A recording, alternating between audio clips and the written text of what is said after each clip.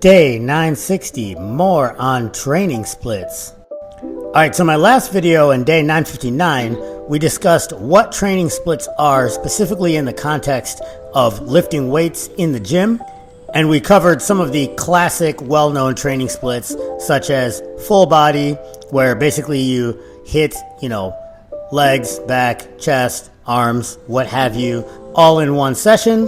We also covered upper-lower split. So you divide all the upper body exercises one day from the lower body exercises another day.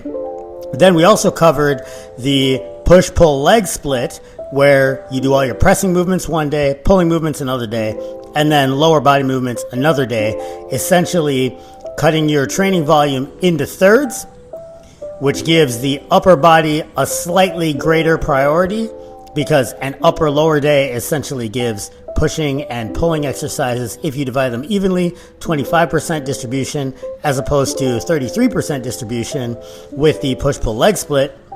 And then I also mentioned the bro split, where essentially you give each body part its own focus, which is very useful for bringing up lagging body parts. The example used being, if you're a good bench presser for your sport, your chest gets a ton of development, but your arms not so much.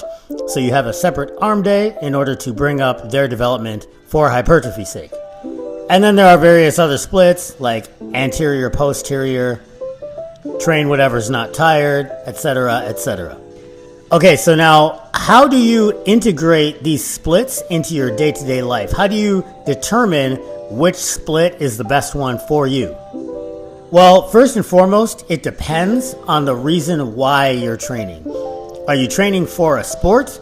If that's the case, then whatever qualities that are specific to that sport you're doing strength and conditioning for. So like, for instance, if you're a sprinter, you need powerful glutes, quads, hamstrings. Biceps, not so much. If you're a thrower, for instance, you need to have a tremendously strong chest, shoulders, and arms. And not only strong, but you need a rapid rate of force development as well, which means training a specific strength in those areas. So if you train for a sport, the needs of the sport are pretty much going to determine what your training split is automatically. And that's going to change depending on what season you're in.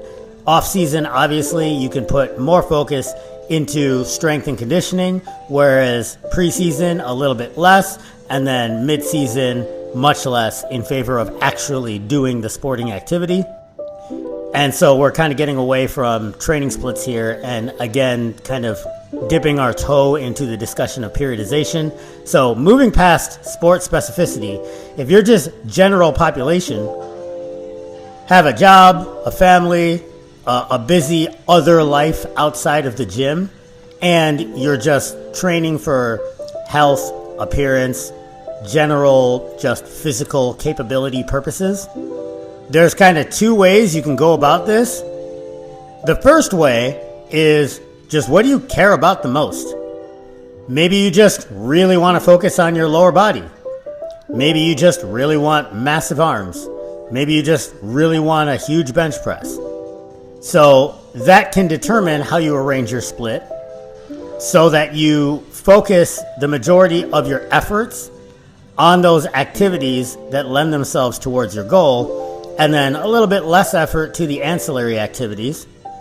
And then the flip side of that approach is, and this is the approach that I prefer and recommend, you decide on your training split based upon the amount of fatigue certain splits generate in aggregate throughout the week, and therefore either enhance, mesh with, or are deleterious to your day-to-day life.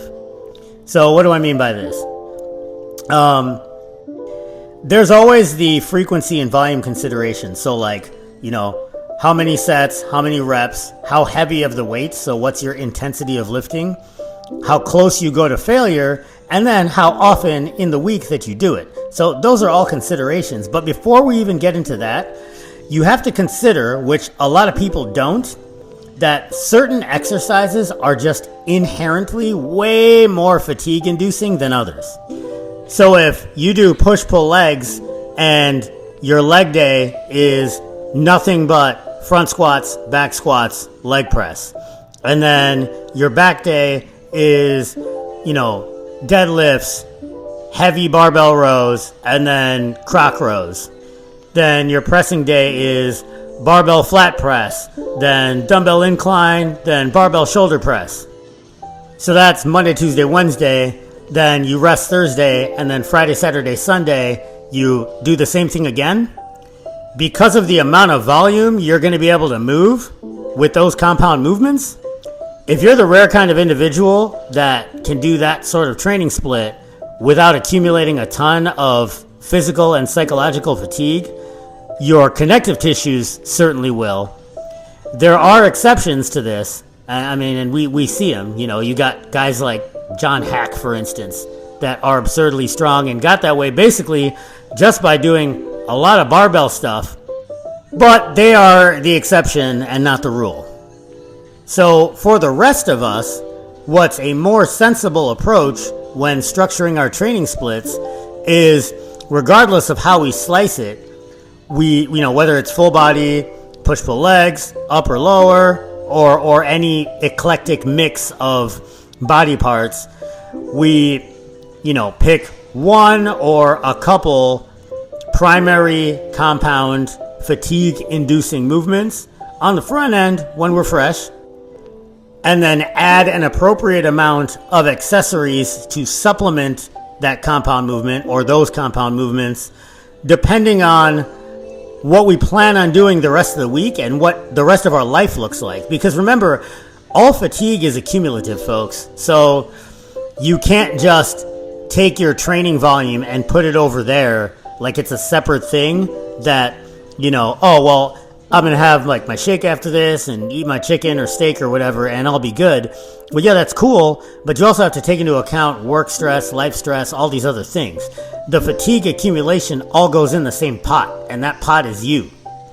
And not to go off on a tangent here, folks, but this is really my primary argument against, not my argument against, but why I personally don't do a lot of completely to failure, destroy myself, leave it all in the gym type training, with the exception of, small exercises like lateral raises or tricep extensions or push-ups, right? Because those things aren't very fatiguing. They're generally single joint or calisthenic, so they're not very highly loaded. They're not going to, induce a ton of systemic fatigue.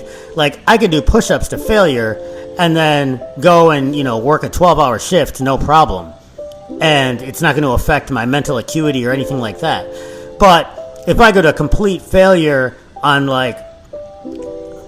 heavy rows or, multiple sets of squats or something like that, I'm going to be wrecked the rest of the day. I'll still be able to function, but definitely not at the capacity that, say, my profession requires, or I won't be as present when I'm around friends and family, certainly after that, because I will accumulate a ton of fatigue. And then whatever else I have going on in life on top of that training is just going to add to that fatigue and dig a deeper hole. It's going to take much longer for me to recover before I can train at full capacity again. And that's really the whole point of training splits, folks, is, Ed Cohen said it best. The way that you succeed in any physical endeavor is by stringing together as many productive training sessions without getting hurt as possible. The key to, number one, being productive, and number two, not getting hurt, is to make sure you recover session to session.